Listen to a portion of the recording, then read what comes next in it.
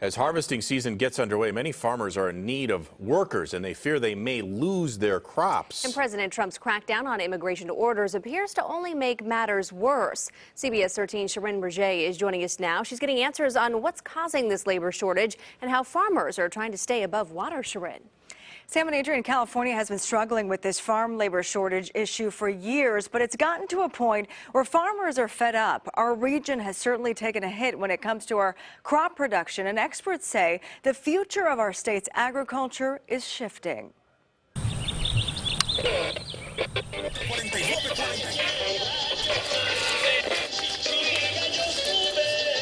In the scorching heat, these farm workers spend 10-hour days bending over, working on the trunks of these grapevines. ¿Es un trabajo difícil? Sí, es muy difícil, y más ahorita por la calor.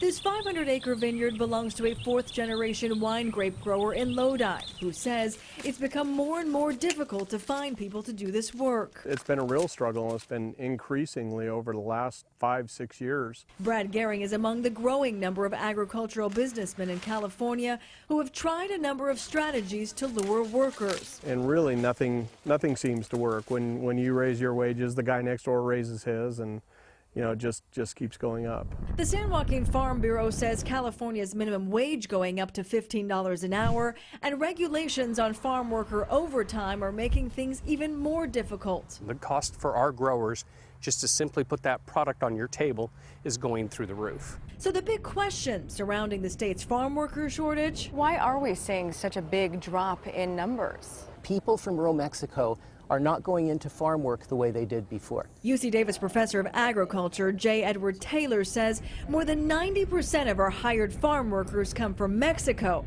but we're seeing 150,000 fewer farm workers each year. Young people growing up in rural Mexico are getting more education.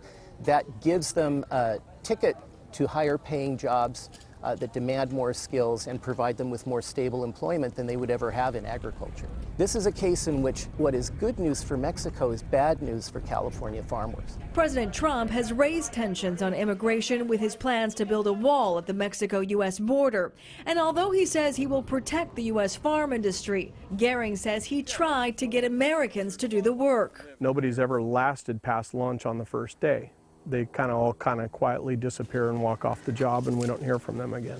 It tells us that Americans simply don't want the jobs.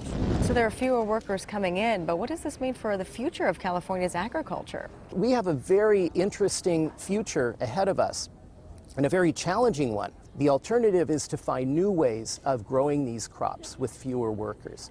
So it's all about technology. Many growers in desperate need of finding workers are turning to machinery to get the job done, like this leaf puller that replaces 25 crew members for a period of 6 weeks. This is a grape harvester, and it would take 100 people every day to pick the equivalent what this machine can pick every 24 hours. Professor Taylor says as Mexico develops, the workers we used to depend on aren't coming back.